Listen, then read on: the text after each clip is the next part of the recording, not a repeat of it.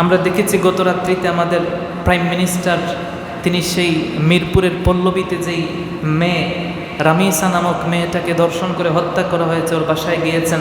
আমরা বলবো আপনি গিয়েছেন, এতটুকু আপনাকে ধন্যবাদ দেওয়া যায়।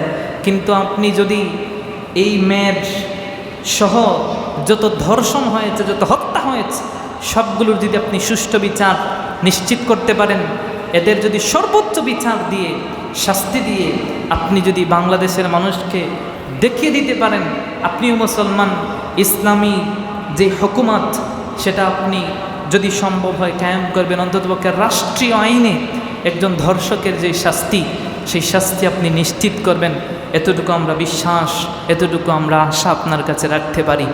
কিন্তু আপনারা দেখেছেন আমাদের বাংলাদেশের আজকের এই অধঃপতন, আমাদের এই আজকের এই দেশের মধ্যে একটা সার্বভৌম স্বাধীন দেশ, এই দেশের মধ্যে প্রায় 92% মুসলমান, 92% মুসলমানের দেশে একটা 7 বছরের শিশু মেয়ে ধর্ষণ হয়। শুধু ধর্ষণ হয়ে শেষ না, তাকে ধর্ষণ করার পরে তার মাথা মস্তকটা শরীর থেকে আলাদা করে তাকে হত্যা করা হয়। ওই সমস্ত বিষয়গুলো নিয়ে বাংলাদেশের আমাদের যারা দায়িত্বরত আছেন, আমরা তাদেরকে বলবো এই বিষয় নিয়ে আপনারা সোচ্চার হন। মুসলমান অত্যন্ত আদর্শমান একটা জাতি, বাহিরে কান্ট্রিগুলো দেখে 2 দিন পর পর বাংলাদেশে মার্ডার হয়, হত্যা হয়, ছোট্ট ছোট্ট নিষ্পাপ বালক বালিকাদেরকে নির্মমভাবে বলৎকার করা হয়, তাদেরকে ধর্ষণ করে হত্যা করা হয়। আমি একটা প্রতিবেদনের মধ্যে দেখলাম 4 মাসের মধ্যে প্রায় 168টার মতো ধর্ষণ হয়েছে, নাউজুবিল্লাহ। এমনকি 16 থেকে 17টা ধর্ষিত মেয়ে, যা অপ্রাপ্তবয়স্ক, যারা নাকি শিশু, তারা মৃত্যুর খুলে ঢলে পড়েছে, এমন একটা নজিরও কিন্তু বাংলাদেশের মধ্যে দেখা যায়। কিন্তু দুঃখজনক হলেও সত্য, আমাদের বাংলাদেশে ন্যায় বিচার পাওয়া যায় না। কিন্তু আপনাদেরকে আমি এতটুকু বলবো, আল্লাহর হাবিব বলেছেন কুল্লুকুম রাইন ওয়া কুল্লুকুম মাসউলুন আন রাইয়াতিহি, তোমরা প্রত্যেকেই রাখাল, তোমাদের প্রত্যেকের রাখালিয়ত সম্পর্কে তোমাদেরকে জিজ্ঞেস করা হবে। আপনিও দায়িত্ববান, আমিও দায়িত্ববান, আপনার দায়িত্ব সম্পর্কে কিয়ামতে আপনাকে আল্লাহ জিজ্ঞেস করবেন, আমার দায়িত্ব সম্পর্কে আমাকেও জিজ্ঞেস করবেন। অতএব যারা রাষ্ট্রীয় দায়িত্বে আছেন, আমরা বলবো এই সমস্ত অপরাধগুলার সুষ্ঠু বিচার প্রকাশ্যে হওয়া দরকার, কিছু বিচার প্রকাশ্যে হওয়া দরকার, যাতে দ্বিতীয়বার কোনো অমানুষ এমন নিকৃষ্ট কর্মকাণ্ডে লিপ্ত হতে না পারে। এর জন্য আমরা আজকের এই জুমার আলোচনা থেকে আজ আমরা উদাত্ত আহ্বান জানাবো যারা আমাদের দায়িত্বরত আছেন পার্লামেন্ট।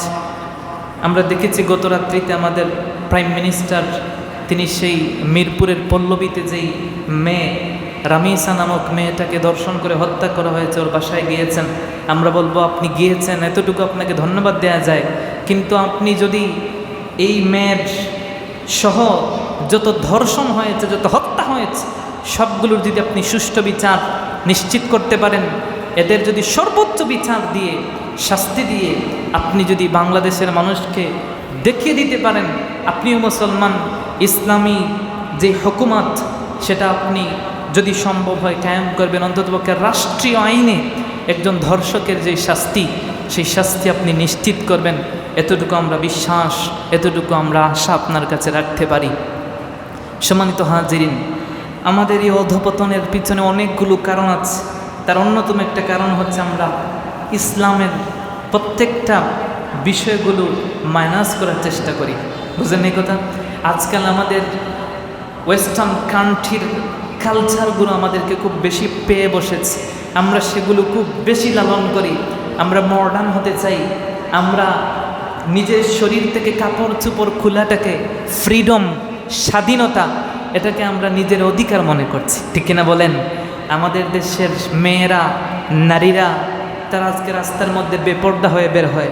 এক সময় ছিল রাস্তার মধ্যে যখন পুরুষ মানুষ দেখতো মহিলারা, তখন মাথা ঘুরিয়ে অন্যদিকে মাথা দিত, বুঝেন নাই? ওই লোকটার দিকে পিঠ দিয়ে মাথা বিপরীত দিকে দিয়ে ওড়নাটা, চাদরটা মাথার উপরে দিয়ে মাথা ডাকতো। আর আজকালকের মেয়েরা ওড়না ছাড়া বের হওয়াটাকে ফ্যাশন মনে করে। কেউ ওড়না দিয়ে বের হলে তাকে তারা বর্তসনা করে, তাদেরকে তারা বিভিন্নভাবে ছোট মনে করে এরা আপডেট না, আপগ্রেড না, এরা বুঝে না, এটা আধুনিকতার ছোঁয়া পায় নাই। নাউজুবিল্লাহ পড়বেন না? অথচ সে মুসলমান, তার আধুনিকতা হচ্ছে কাপড় চোপড় খোলা, এটাকে সে আধুনিকতা মনে করছে। এর জন্য আমরা বলবো, আপনারা যারা অভিভাবক আছেন, নিজেদের সন্তানদেরকে দিন শিক্ষা দিবেন, নামাজের তালিম দিবেন, পর্দার তালিম দিবেন, দিনের তালিম দিবেন, এগুলো শেখাবেন। দিন যদি আপনি না শেখান, মনে রাখবেন আপনি বাবা, আপনি আপনার সন্তান, আপনার ছেলে, আপনার মেয়ে, আপনার বোন, আপনার স্ত্রী, এদের উপর কিন্তু আপনার দায়িত্ব রয়েছে। আপনি যদি ঠিকঠাক মতো তাদেরকে ইসলামের উপর লালন পালন না করেন, এর জন্য কিয়ামতে কিন্তু আল্লাহ আপনাকেও ধরবেন, এতে কোনো সন্দেহ নাই। শুধু রাষ্ট্র কাজ করবে, হ্যাঁ রাষ্ট্র অবশ্যই তাদের দায়িত্ব পালন করবে তাদের জায়গা থেকে। আপনি অভিভাবক হিসাবে আপনার সন্তানকে দিন শেখাবেন। আজ তো আমরা দিন শেখাতে চাই না। দিন শেখাতে আমাদের মনে হয় কি একটা কষ্ট হয়ে যায়।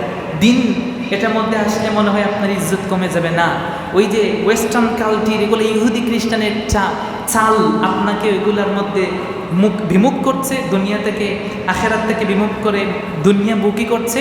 আর ওই যে ওয়েস্টার্ন কালচার যেগুলো আছে, সেগুলো আপনার মধ্যে প্রবেশ করিয়ে দিচ্ছে। আপনার ঘরে, আপনার পরিবারে অ্যান্ড্রয়েড মোবাইল সবার হাতে হাতে আছে, এগুলো এখানে অ্যাভেলেবেল হয়ে গেছে। যার কারণে দর্শন, লুটতরাজ, রাহাজানি, পাপ, অপরাধ, এগুলো এলাকার মধ্যে, এগুলো দেশের মধ্যে, সমাজের মধ্যে সয়লাভ হয়ে গেছে। এর অন্যতম একটা কারণ হচ্ছে সচেতনতার অভাব, ইসলাম থেকে দূরে থাকা, আল্লাহর বিধানকে অঘোষিতভাবে এনকার করা, অবহেলা করা। এমন যদি হয় আপনার আমার অবস্থা, তাহলে এই মুসলমানের করুণ অবস্থা হবে অতি দ্রুত। আল্লাহ যেন আমাদেরকে সঠিক বুঝ দেন, পরে না আমিন।